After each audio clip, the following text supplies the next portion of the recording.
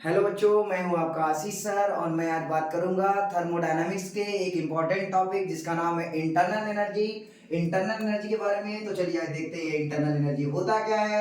सबसे पहले की जो बात हम करेंगे वो आइडियल गैस के मॉलिक्यूल्स के लिए करेंगे। तो मान लीजिए ये हमारे पास आइडियल गैस के मॉलिक्यूल्स हैं जो कि एक कंटेनर में रखे हुए हैं। ये जो कंटेनर में मॉलिक्यूल्स रखे हुए आइडियल गैस के, उनके बीच में क्या होगा आपको मालूम है, इनके बीच में जिगजैग मोशन होगा। कैसा मोशन होगा? जिगजैग मोशन होगा। ये एक दूसरे से ऐसे कोलाइड कर रहे हैं, जैसे ड्रंकर्ड चलता है ना रोड पे, वैसे ही है, डिसऑर्डर्ड मोशन है। ठीक है ना। तो इंटरनल एनर्जी का मतलब होता है, इंटरनल एनर्जी का मतलब इस थर्मोडायनामिक सिस्टम का inherent property, internal property. Internal energy का मतलब ये जो गैस के मॉलिक्यूल्स है उनके पास कितनी एनर्जी है, मतलब कि वो एनर्जी पोटेंशियल एनर्जी के फॉर्म में भी हो सकती है और काइनेटिक एनर्जी के भी फॉर्म में हो सकती है। तो इंटरनल एनर्जी का डेफिनेशन होता है sum of potential energy and kinetic energy possessed by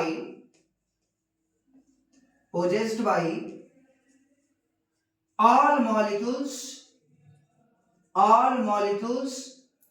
of a gas या of gas is called internal energy। मतलब जो गैस के सभी मॉलिक्यूल्स हैं उन सभी मॉलिक्यूल्स के एनर्जी के सम को क्या बोलेंगे? Internal energy. क्या बोलेंगे? Internal energy. ये कितने फॉर्म में होता है? दो फॉर्म में। कुछ एनर्जी पोटेंशियल एनर्जी के फॉर्म में हो सकता है और कुछ किसके फॉर्म में हो सकता है? काइनेटिक एनर्जी के फॉर्म में हो सकता है। यानी आज से देखिए, आज से जो हमारा इंटरनल एनर्जी है, इंटरनल एनर्जी के बारे में हम लिखेंगे इंटरनल एनर्जी। जो फिजिक्स का थर्मोडायनामिक सेक्शन है उसमें इसका सिंबल होता है यू। ये जो इंटरनल एनर्जी होता है यू, ये होता है सम ऑफ पोटेंशियल एनर्जी और इसके साथ ही साथ ये होता है sum of kinetic energy. Sum of kinetic energy मैंने आपको स्टार्ट में ही बता दिया था कि ये जो इंटरनल एनर्जी है वो दो एनर्जी का सम है, पोटेंशियल प्लस काइनेटिक एनर्जी। लेकिन ये जो हमारा कंटेनर है, कैसा कंटेनर है? आइडियल गैस कंटेनर है। कैसा है? Ideal gas container. यानी इसके अंदर कैसा गैस मॉलिक्यूल्स हैं? आइडियल गैस के मॉलिक्यूल्स हैं। और हमने माना था कि आइडियल गैस के जो मॉलिक्यूल्स हैं इनके बारे में कुछ एजम्पशंस थे। उन एजम्पशंस में एक मेन एजम्पशन ये था, इनके बीच में इंटरमॉलिक्यूलर फोर्स ऑफ अट्रैक्शन कितना होता है?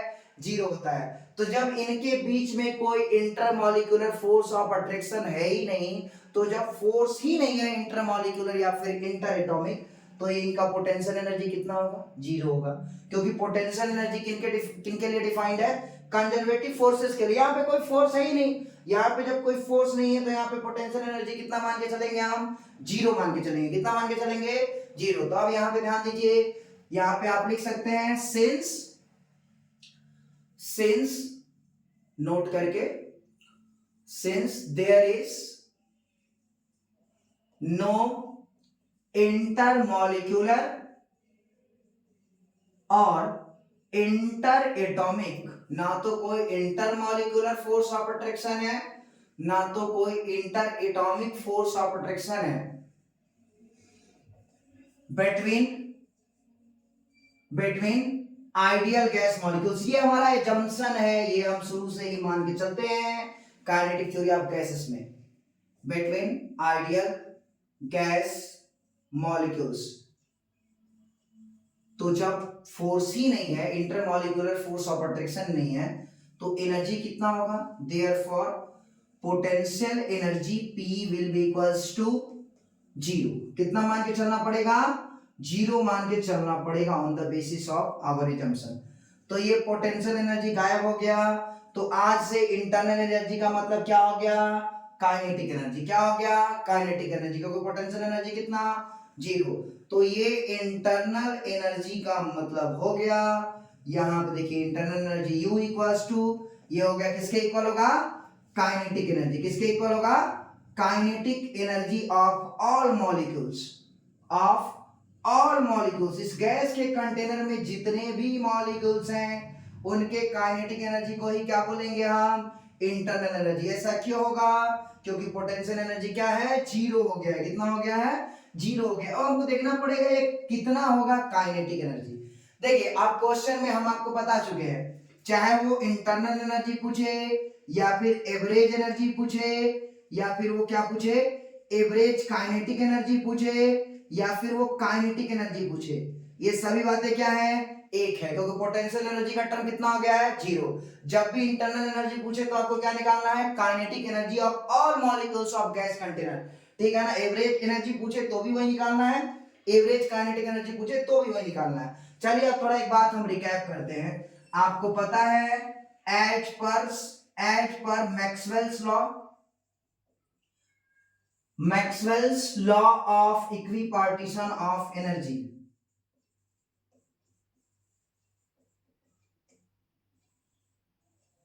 मैक्सवेल्स का law of equipartition of energy क्या होता है, एनर्जी या फिर kinetic energy possessed by 1 degree of freedom, कितना होता है, 1 डिग्री ऑफ फ्रीडम का काइनेटिक एनर्जी बताइए कितना होता है, 1/2 kBt, कितना 1/2 kBt, जहां पे kBt क्या है, kb क्या है, kb का मतलब बोल्ट्जमैन कांस्टेंट है और t क्या है, एब्सोल्यूट टेम्परेचर है। अभी मैं पूछूं kinetic energy of one gas molecule कितना होगा, एक गैस के मॉलिक्यूल का काइनेटिक एनर्जी कितना, तो ये कितना हो जाएगा, ये हो जाएगा आपका F/2 kBt, कितना हो जाएगा, F/2 kBt, जहां पे F क्या है, F क्या है, number of degree of freedom. Similarly यहां पे देखिए आपको मालूम है, इसी मैक्सवेल्स लॉ को आगे बढ़ाते हुए थोड़ा ये बताइए, काइनेटिक एनर्जी या फिर इंटरनल एनर्जी, इंटरनल एनर्जी मैं बोलूं या फिर मैं काइनेटिक एनर्जी बोलूं, इंटरनल एनर्जी या फिर kinetic energy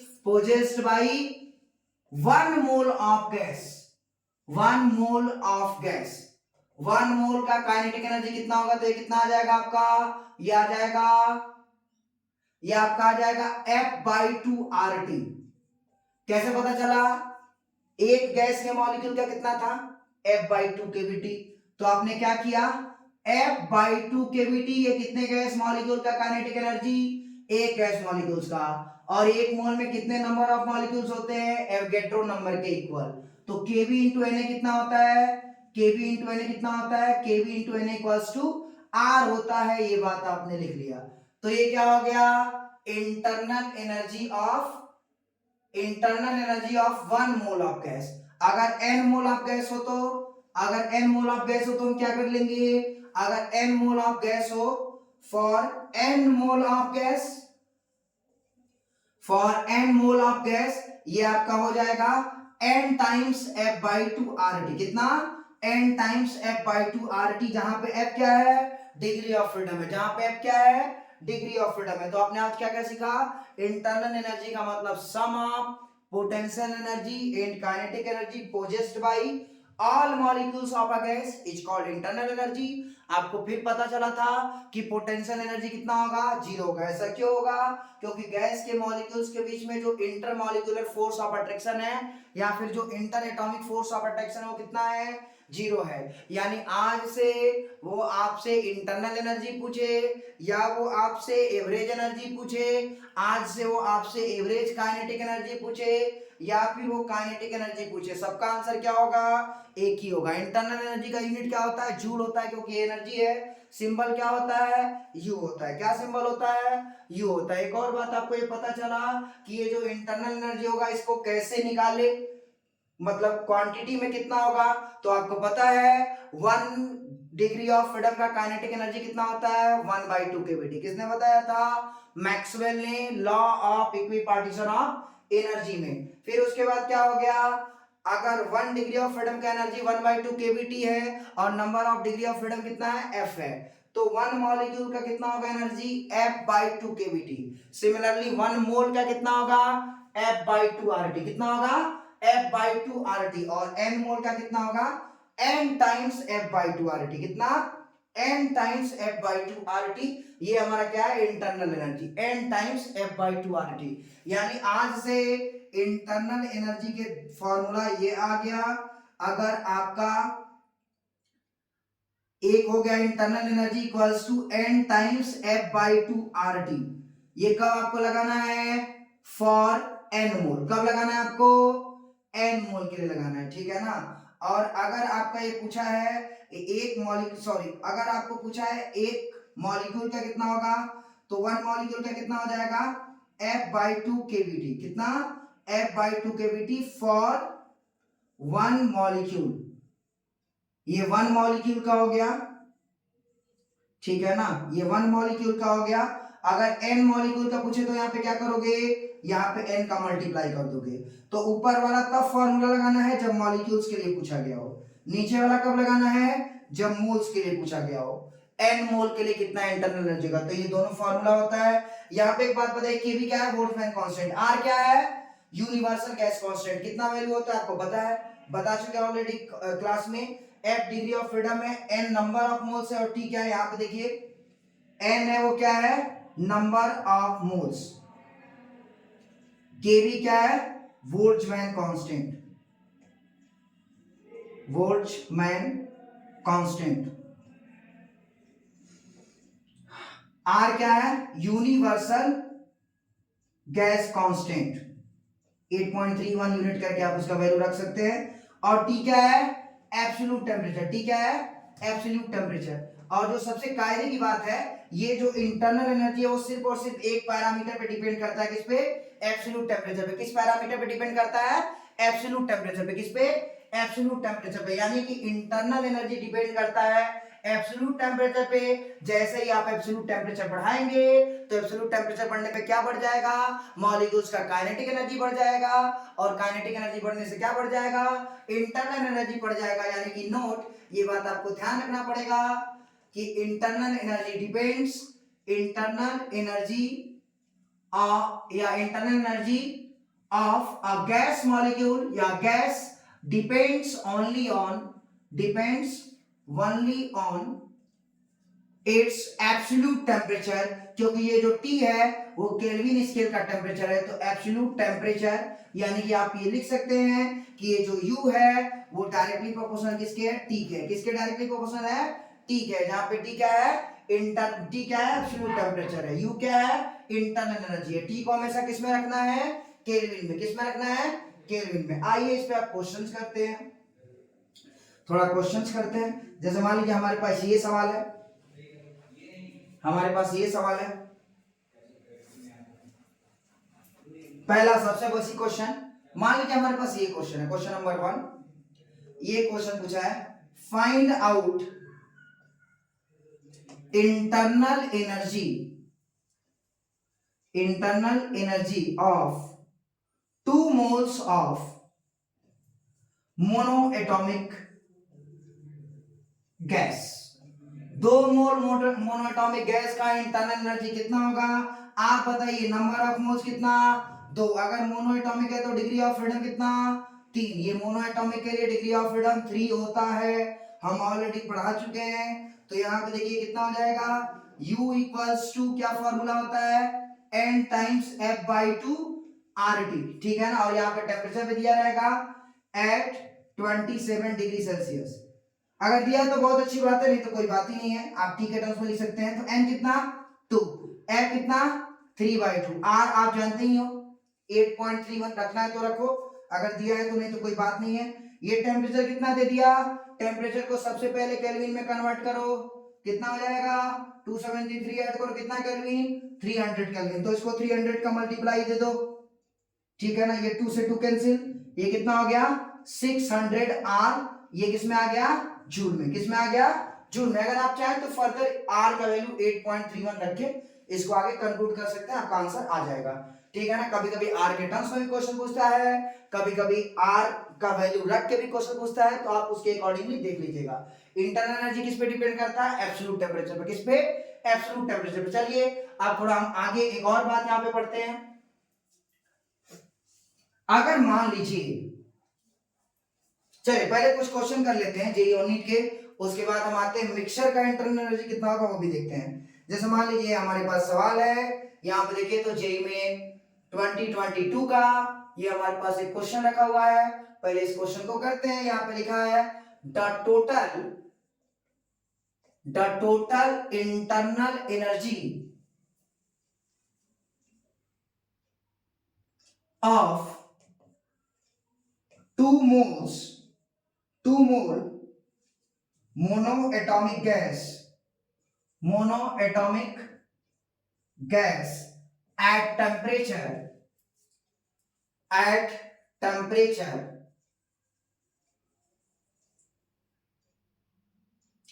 T equals to 300 kelvin. काफी अच्छी बात है, टेम्परेचर को ऑलरेडी केल्विन में दिया है। Will be in joule, will be in joule ऐसे करके दिया है। ये आपका न्यूमेरिक आंसर टाइप क्वेश्चन है और आर का वैल्यू दिया है 8.31 जूल पर मोल केल्विन, जो कि होता भी है। आर इक्वल्स टू 8.31 जूल पर मोल केल्विन। चलिए हम इसका इंटरनल एनर्जी निकालते हैं, कैसे निकलेगा। एक बात बताइए, फॉर्मूला क्या होता है इंटरनल एनर्जी का? आपको पता है internal energy U equals to N times F/2 RT। हाँ या ना? यही तो इंटरनल एनर्जी का फॉर्मूला है। 2 है, कितना है? 2 है। आप बताइए यहाँ पे F कितना है? F का है मोनोएटॉमिक है। गैस आपका कैसा है?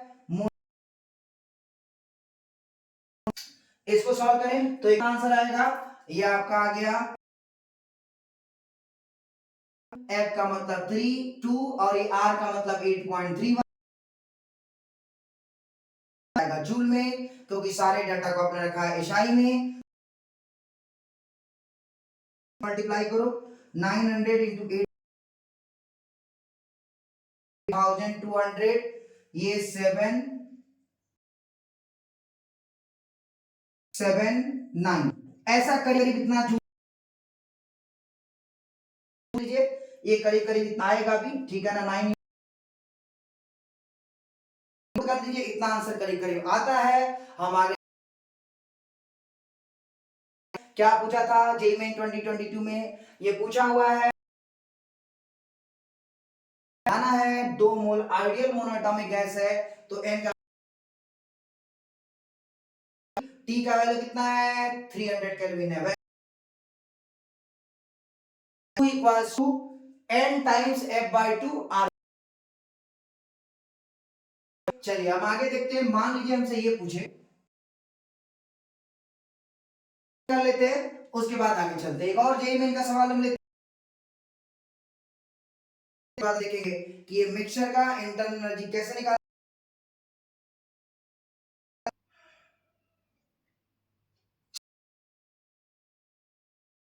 मेन 2020 का थोड़ा इस सवाल को भी देखते हैं। स्ट्रक्चर बना हुआ है, ये consider of triatomic molecule, ये ठीक है ना। आगे ये बोल रहा है the molecules are the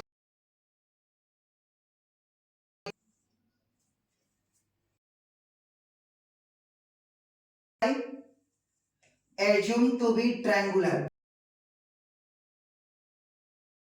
triangular है। आगे देखते हैं, and made up of massless rigid rod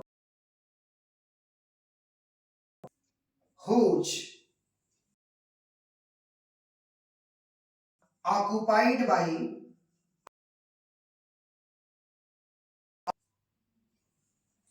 यानी ये क्या है? आगे देखिए तो आगे बोला है the internal energy of a mole of the gas temperature T each। कोई टेम्परेचर एनर्जी कितना होगा? ऑप्शन ए इसने बोला है 3, बोला है 9/2 RT। ऑप्शन सी इसने ऑप्शन नंबर डी इसने बोला है 3 RT। एक ट्राई एटॉमिक मॉलिक्यूल है। कैसा मॉलिक्यूल है? Try atomic non linear molecule, ये है आपका non linear molecule. Number of moles कितना है? 1 है। एटॉमिक के लिए ट्रांसलेशनल के 3, रोटेशनल के 2, नॉन लीनियर है तो ये हो गया 6 फॉर ट्राई एटॉमिक मॉलिक्यूल है। तो अभी हाई टेम्परेचर रहने देते हैं, मान लेते हैं किसी,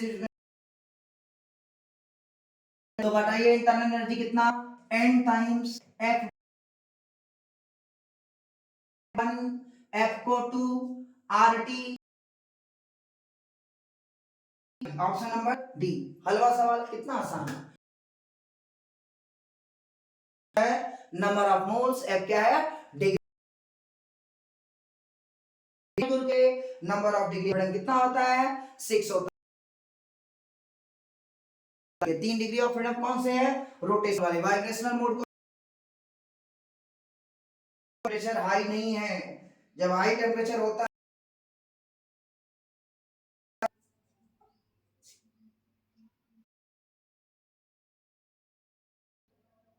तो एक और सवाल कर लेते हैं, एक और सवाल कर लेते हैं, उसके बाद हम आगे चलते हैं। पहले एक आखिरी सवाल देखते हैं, इसको मिटाते हैं। 24 का करते हैं। यहाँ पे देखिए, मान लीजिए 24,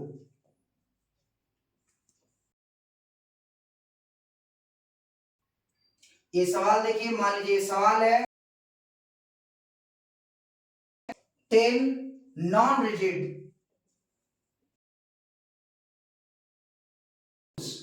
diatomic molecule at temperature TE. T is diatomic molecule का एनर्जी नंबर ए दिया है 35,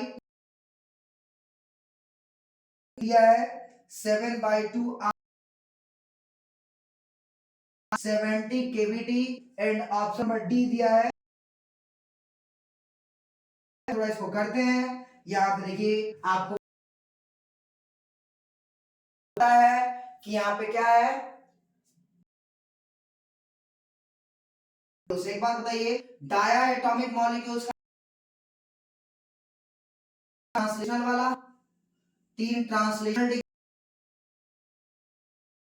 होता है, रोटेशनल वाला होता है, दिया है। नॉन रिजिड कहने का मतलब क्या?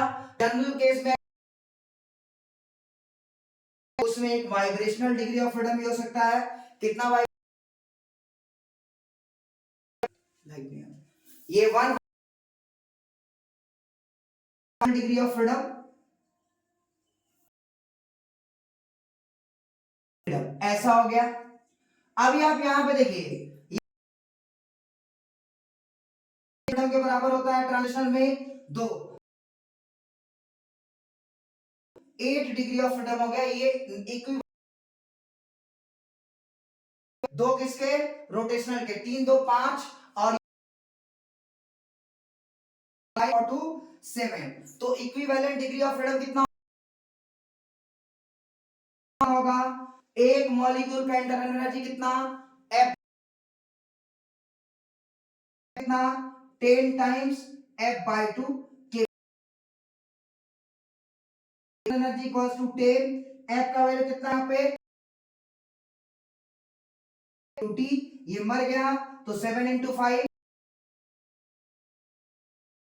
यहाँ पे आपके पास लिखा था नॉन रिजिड डायटोमिक मॉलिक्यूल, यहाँ पे मालूम है डायटोमिक मॉलिक्यूल में जनरल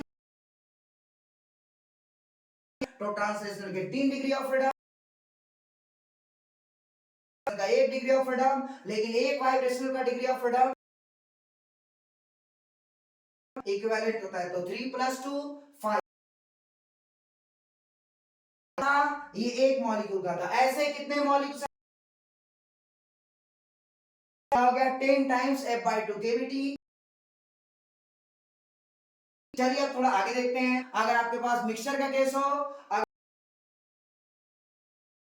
मान लीजिए आपके पास ये आ गया internal energy,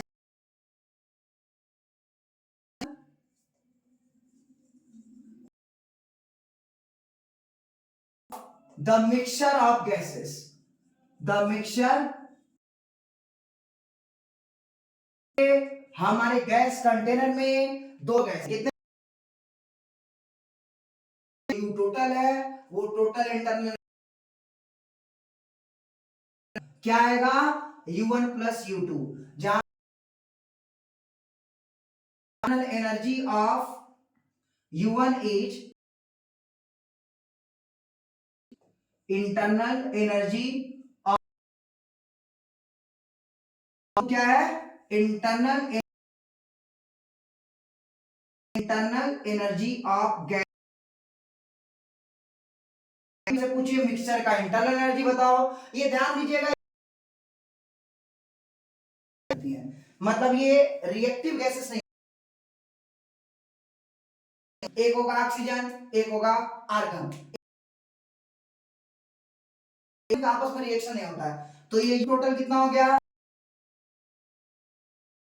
times F1/2 RT। N1 क्या है, number of moles in gas 1, F1 क्या है, ये क्या हो गया N2 times F2/2, degree of freedom, N2 क्या है number of moles in gas second. एक बात हमेशा आप ध्यान रखेंगे कि ये T यहाँ पे क्या होता है F। क्वेश्चन कर लेते हैं, जैसे मान लीजिए हमारे पास सवाल है 24 का, देखते हैं इसका आंसर कितना आता है। यहाँ पे लिखा है गैस मिक्सचर, ये सवाल देखिए, consist of argon 8 moles of 6 moles of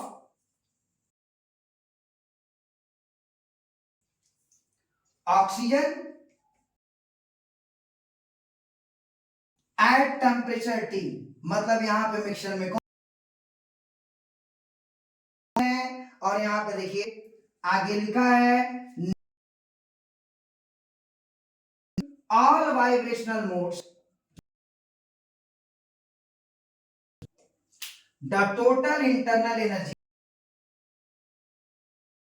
of the system is the total is,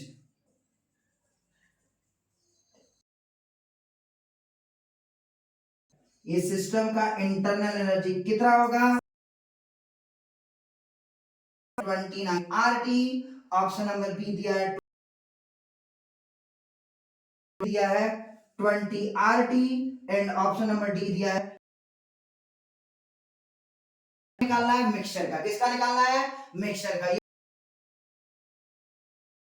U2 ये लगा दीजिए। मान लेते हमारा गैस एक है N2, मतलब F1 का वैल्यू कितना, डिग्री ऑफ फ्रीडम कितना 3 हो। मान लेते हैं ऑक्सीजन गैस 2 है, तो N2 का वैल्यू कितना, जो डिग्री ऑफ फ्रीडम होगा ऑक्सीजन का कितना होगा 5 होगा, और दो रोटेशनल के डिग्री ऑफ फ्रीडम, तो यहाँ पे देखिए U टोटल F1/2 RT, ये किसके लिए N2 F2/2 RT, सारी वैल्यूज को पुट कर दीजिए, आपका आंसर आ जाएगा। तो वैल्यू कितना 8 मोल, डिग्री ऑफ फ्रीडम यहाँ पे देखिए ऑक्सीजन का कितना मोल है, ऑक्सीजन का कितना 5 करे, ये आपका हो गया 12 RT, और ये कितना आ गया 27 RT। हो गया। यानी जब भी आपको मिक्सचर का इंटरनल एनर्जी निकालना है, सब निकालना है। U1 क्या है, गैस 1 का इंटरनल एनर्जी, U2 क्या है, N1 टाइम्स F1